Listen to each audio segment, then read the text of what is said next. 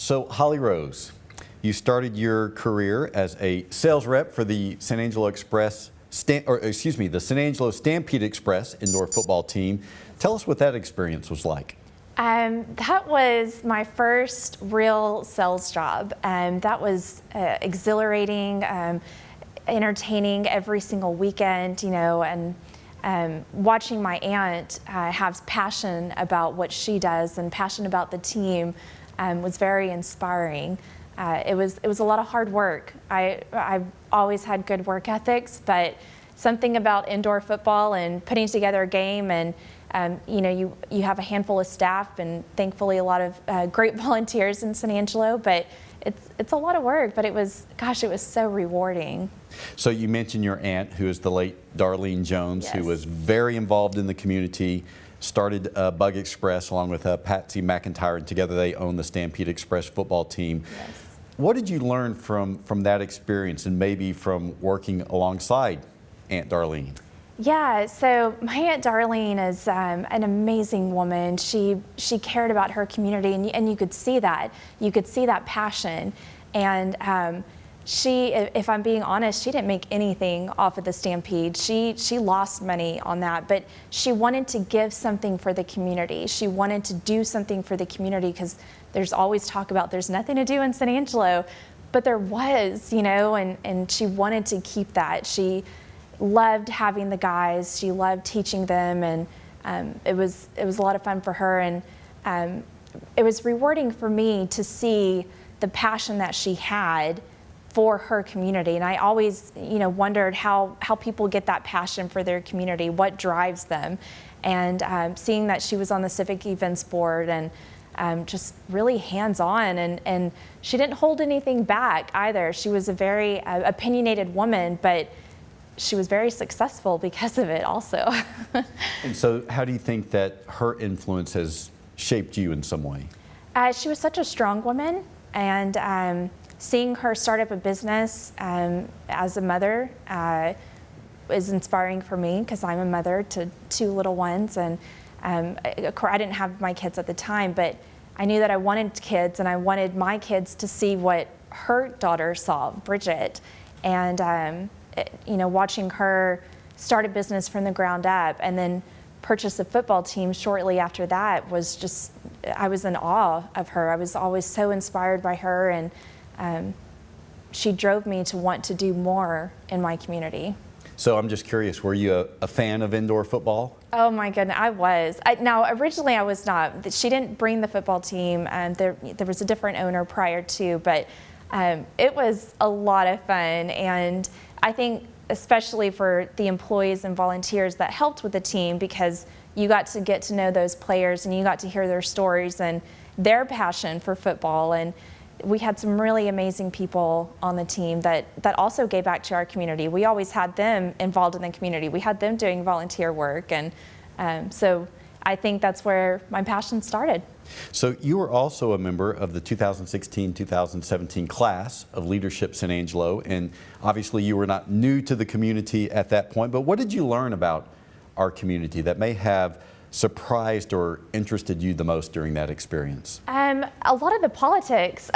So I'm from San Angelo, born and raised. I did spend about 6 years in the Hill Country, but I'm from San Angelo, and I just thought I knew everything about San Angelo, and I just thought that I knew everyone in San Angelo that mattered, right?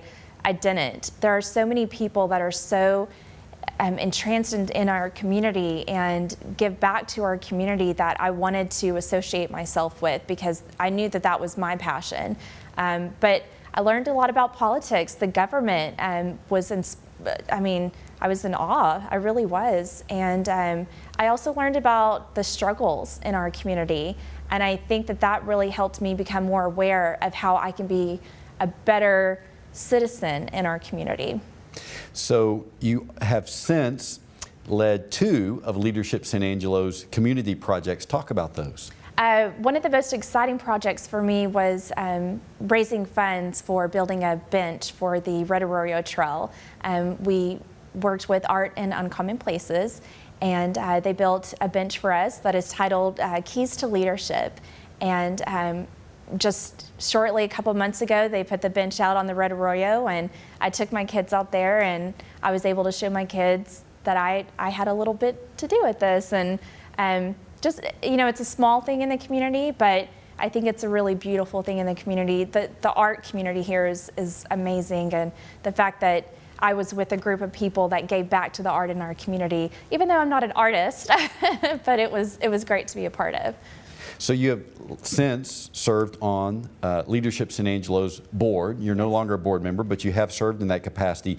Make a pitch for why you think that program is important, especially to budding young leaders in our community. So I think for me, I had someone in my life that inspired me, right? Inspired me to be a better person, inspired me to want to be a better citizen in our community. And I may not be able to do that for everyone, but I think as a board, when you have that many board members that are doing so good in our community, you have this this group of people that you can always look to for advice, and how can they be involved in the community? How can they further their career? Leadership San Angelo is just such an amazing opportunity, and when I was voted onto the board, I was just so honored to be a part of that, because I was inspired by someone, and I hope to inspire others. Among your civic endeavors, you serve as the president of the Board of Safety City. Explain what Safety City is. Safety City is a miniature town where we teach bicycle safety, fire safety, pedestrian safety, and we're wanting to expand our options for safety training. And that's really our mission right now, is to build a new and improved state-of-the-art Safety City. We have an amazing board right now that's really putting in some hard work to make that come to fruition. And Safety City, being that I'm a mother to 2 young children, has become my top passion, to be honest. Especially nowadays, I think that safety is so incredibly important. And I want my kids to be able to go to a nice new Safety City and learn more safety training and yeah. What's it going to take to make that vision happen of having a new and expanded Safety City? Community support, and I think marketing has a lot to do with that.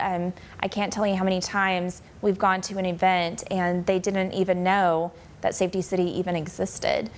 So I think just making parents more aware that we do have a Safety City, and that we're making efforts to build a better, stronger safety for San Angelo, for the kids in our community, but definitely community support. And San Angelo is great about community support and volunteering, and we're going to be hosting a paint day, and I've had so many people message on Facebook or call me, how can I help? How can I just, even just donate paint? So as long as we continue to have that community support, I think it's going to really happen. So to help people maybe better understand Safety City and what it is and how it works, elementary school students flow through that program at some point during their school days, right? Yes, 3rd grade. 3rd grade does. Now, when we build the new Safety City, we want to expand that, and we actually want to expand to teach elderly safety, from online safety to, how can they know that, are they getting a phone call from the IRS? They're not getting a phone call, right? That was something that happened a couple of years ago, and a lot of people were affected by that, and so we want to expand our services. Our focus is the children, but we definitely want it to be a bigger, more widespread opportunity to teach safety. Now, you further serve on the board of Mosaic, which serves developmental and intellectual disabilities, people with those disabilities. Mm-hmm. What moves you about that work? So, years ago, my grandmother worked for a similar organization here in San Angelo, and she was very involved in it. And I just saw that, those people with intellectual disabilities, they're people. They're no different. They have a disability, but you shouldn't treat them any differently. And I saw how well she treated them, and I don't know why, but it stuck with me. And then Amy Flint reached out to me one day, and I was working for a new station, and she reached out to me and said, where would your involvement be with Mosaic and your interest level? And I was very interested. So she asked me to be on the board, and I just went all in with it because I saw what they were doing to help those individuals, and I saw the challenges that those individuals have, and if I can help them in any way, it may be something small, but every little bit helps, and it's definitely become something I've become very passionate about. Not too long ago, you started your own social media company, Yes. Social Media Gardening. Yes. What niche did you see there that you thought you could fill with that endeavor? So I've been in advertising, back through my Stampede days, and I've been paying attention to the trend, where is the best investment for businesses to spend their advertising dollars. And when I was working for the television station, at the time I just thought I could help my customers so much more through social media advertising. And I would have conversations with them and I'd say, you should be doing this on your social media. And then I realized that I could turn that into a business and I could be an entrepreneur. And to go right back to my aunt, just like she started a business from the ground up, I finally had an opportunity where I could start a business from the ground up. And so I did. I just went all in, and it's been very, very rewarding. So the Leadership San Angelo classmate who nominated you for this honor, she labeled you a solopreneur, which is something I had never heard before, but I like it. So what have been some of the challenges and the exhilarations of being a solopreneur? Time management, that's definitely a challenge. And also marketing my own business. I'm so focused on helping others market their business that I forget to market my own business. So I've had to take a step back, and I have had to remove myself from a few different projects so that I could be better with my time management skills. But the most rewarding thing is when you are helping a customer and you truly are helping them, and you're not just picking up an extra dollar. You're helping a small business grow, and that's where my passion started, was with small businesses, and it's just expanded from there. So more recently, you hired on as the Assistant Director of Downtown San Angelo Incorporated. Tell us about your job. So I've only been there a couple months, but gosh, we just hit the ground running with events. We've had more events in the last couple months than I think they would have on an annual basis. It's all, again, it goes back to helping small businesses grow. We definitely have multiple phone calls a day. I need your help with this, or how can you help me market this? I actually spoke to a lady this morning that wants to be a Downtown San Angelo member because she sees the efforts that we're making to grow downtown. And downtown is just, it's just really skyrocketed, and to be involved in that is really exciting. So why is downtown revitalization important?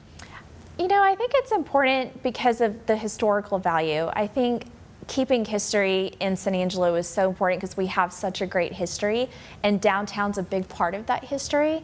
So I would say that's the most important reason for the revitalization of downtown. And it's fun now to go down there and just see people having a good time doing all sorts of different things. Yeah, absolutely. I mentioned this earlier. So many people in San Angelo say there's nothing to do. But if you go downtown, even just on a weekday at lunchtime, there are people everywhere. Last weekend, there was all kinds of things going on. This weekend, we've got a concert. Next weekend, we've got an event coming up. And then, the downtown shopping is amazing as well. So, it is very exciting to be a part of. Now, what's your own personal favorite thing to see or to do downtown? Oh, gosh, there's some really good food downtown. But there's a lot of really great shopping, and we have the downtown stroll that I honestly had never participated in, and I got to participate in that, and that was a lot of fun. They have food and refreshments, and you get to meet a lot of people, and I think meeting a lot of people is, a lot of fun as well. Now, earlier you've mentioned time management, your career, your community service. You mentioned your mothering. All those things are obviously important to you and mean a lot to you. How do you go about ensuring a balance so that each of those commitments gets the necessary attention it deserves? So when I first started with downtown, that was definitely a challenge for me, and I wasn't sure how I was going to overcome that. But I think for myself, for me personally, people manage things differently, but I needed to focus on my own health, taking care of my exercising, eating right, eating splurging too, just enjoying life. I had to really remind myself, like, yes, I've got a lot of things going on with my career and being a mother, but also enjoying life. And I think when you enjoy life, you tend to enjoy your work more, right? You're happy, you feel accomplished when you go to sleep at night. And so I think that's what really kind of made me realize I can do this. There was a point where I thought, I'm going to have to stop my business. I'm going to have to give that up. But I took a step back one evening, and I didn't want to do that because I just hit my year mark a couple days ago, so I didn't want to quit on my year mark. And just realizing that it's okay to take a breath and to just enjoy life and not just work all the time. Holly, how do you define leadership? Leadership comes in all different shapes, sizes, forms, right? We've got 20 people that are all different kinds of leaders. I think leadership for me is showing your passion and inspiring others to do what you want to do in the community and letting them see, why does she do this? Actually, I had someone ask me, one of my customers, about 6 months ago, he said, why do you do all of this? Why? I don't understand. And I told him why, and I gave him really solid reasons for being so involved in the community. And he took a step back, I think, I hope he did. And he said, well, if there's ever an opportunity where I can get involved that you think I could be helpful, please share that with me. But when he first asked me, I was a little bit offended by it because I wanted to say, why are you not involved in your community? It's your community. You've raised kids here. Why would you not be involved in your community? So I think it's just talking about what you're passionate about, setting an example for my children. They're young, but they go to all my Safety City events. They go to all of the Mosaic events that I can bring them to. Downtown San Angelo, we've had events. My kids are right there with me. So showing leadership for my kids is very important. So is there a particular leader who you feel like has inspired or shaped you? Well, definitely my aunt. I refer to her a lot because I feel very strongly that she helped me get to where I'm at now. But I honestly have a lot of leaders that I look up to in our community, our civic leaders, business owners. There's just so many people in our community that really get involved and really care about their community. And the fact that I get to even be associated with them is just such an honor. You mentioned before we started filming that when you heard that you had been selected as a 20 under 40 nominee, you had a rather emotional reaction. Yes, thanks to my mother. I'm a little bit of an emotional person. Yeah, I cried. I did cry. And now I'm going to cry again. But that was just something I had been aspiring for years. I wanted this. I wanted to, certainly before I approached 40, I wanted to be honored with this. But it is very rewarding, and it shows that hard work pays off. And some of the people that I'm with, I know personally. I went through Leadership San Angelo with them. One girl I graduated high school with, and it's just really neat to see the people that I've been able to work with also be honored. And when I first got that phone call, I didn't know that they were honored, but I had a feeling that some of them would be. And just really rewarding, and I'm very humbled by it. Well, you made it with plenty of years to spare. Holly, congratulations on being one of this year's 20 under 40. Thank you very much. Appreciate it.